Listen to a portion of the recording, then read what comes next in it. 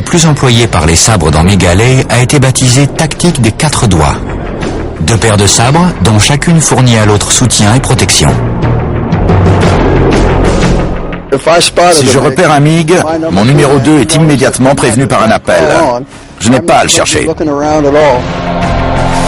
Seul le chef d'escadre, le plus expérimenté des pilotes, tirera sur le MiG.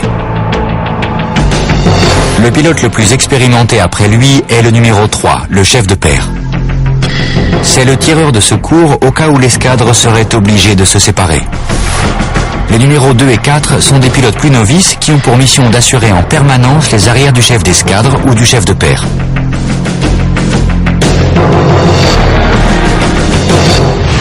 Les combats aériens de MiG Alley exigeaient une vigilance de tous les instants et une grande capacité de concentration. Mais la clé de la victoire, et par là même de la survie, résidait avant tout pour ces pilotes en un mot, l'intégrité. D'un point de vue tactique, quand on parle d'intégrité, cela veut dire maintenir une force unie.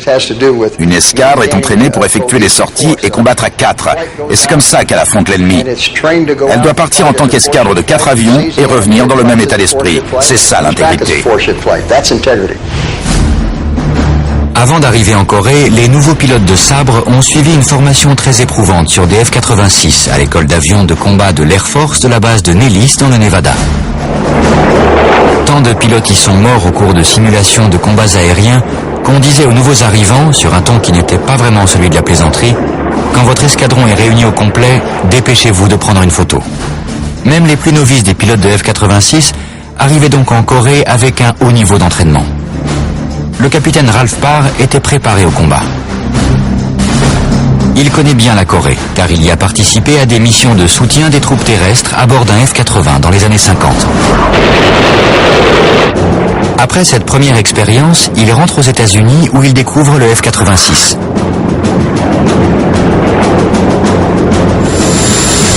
Il se fait vite connaître comme le plus agressif et le plus expérimenté des instructeurs de sabre.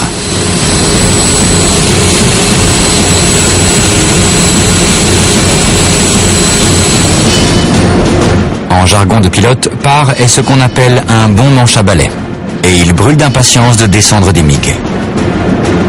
Durant l'été 1953, en tant que membre de la 4e escadre, Parr pourra déployer tous ses talents.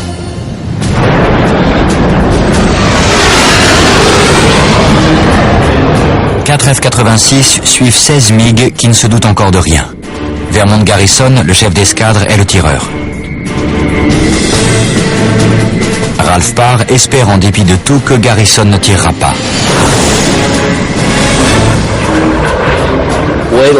Je voulais qu'il attende que je sois aussi en position pour qu'on puisse en descendre 2 d'un coup. Mais je ne pouvais pas le lui dire à la radio, on se serait fait repérer par l'ennemi. Garrison n'attend pas. Il tire. Un MiG est touché. Il se retourne et plonge. Garrison ne l'a pas lâché. Il a coupé son angle et s'est lancé à ses trousses. Tous pensent que ce sera une victoire facile.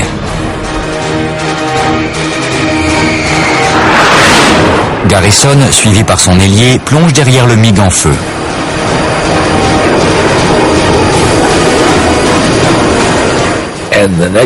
Puis j'ai entendu la voix de Garrison qui disait « Mes mitrailleuses ne fonctionnent pas ». Le MiG est touché ici. Garrison, avec ses mitrailleuses en panne, est là. Soudain, le chef de l'escadre de MiG s'approche pour protéger son homme touché. Il se jette dans la bataille. Le chef d'escadre des 16 MiG s'est retourné très rapidement. Et il a foncé sur Garrison et son acolyte. Parr est impressionné par la manœuvre. On voit tout de suite que ce n'est pas la première fois qu'il fait ça. Parr jauge très vite la situation. Garrison et son équipier sont maintenant vulnérables. Ils ont à affronter les canons du chef des MiG. Parr manœuvre pour tenter de bloquer la route du MiG. Il appuie sur son manche à balai et effectue un virage serré à gauche.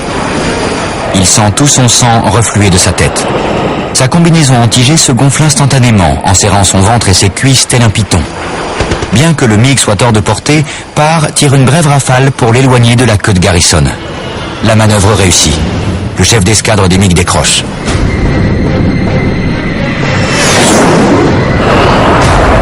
Parr le prend en chasse et essaie de trouver un bon angle de tir. Je me suis accroché à ce type à une distance d'environ 1800 pieds. J'ai essayé de trouver un bon angle de tir. J'étais prêt à tirer quand il a commencé à manœuvrer. On s'est engagé dans un combat qui a duré 6 minutes avant que l'un de nous ne tire.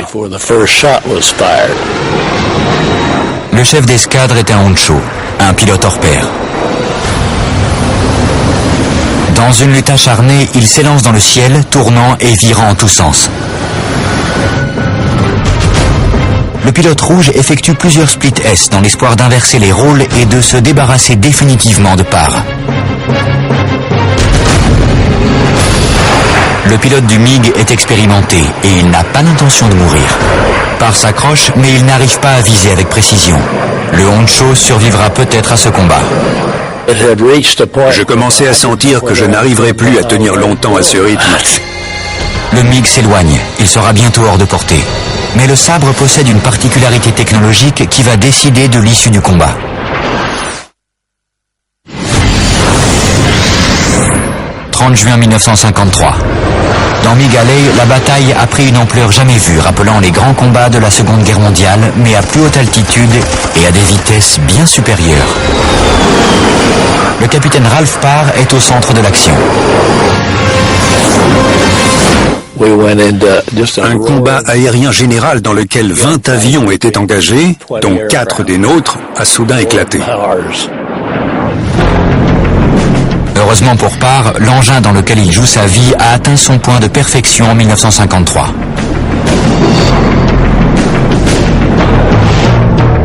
Les F-86 modèle A, les premiers à avoir été envoyés en Corée en décembre 1950, étaient d'excellentes plateformes de tir.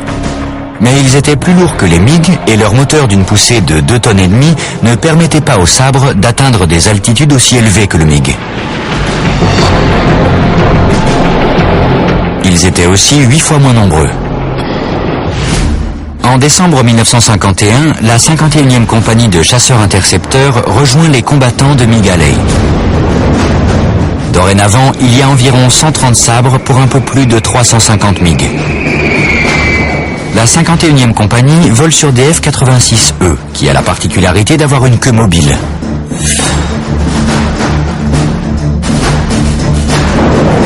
Sur les modèles plus anciens de F-86, l'élévateur, système de montée et de descente de la queue, ne répondait plus en vitesse supersonique.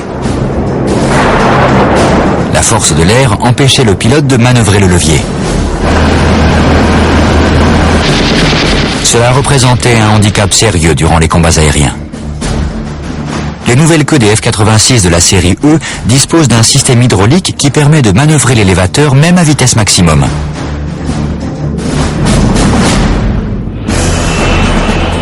En août 1952, une nouvelle version encore plus dangereuse du F-86 apparaît dans le ciel de MiG Alley, le F-86F.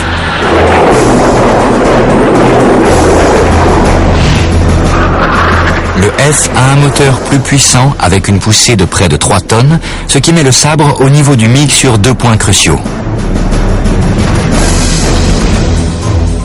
Le taux de montée, plus de 9000 pieds par minute, et le plafond de vol à 49 000 pieds.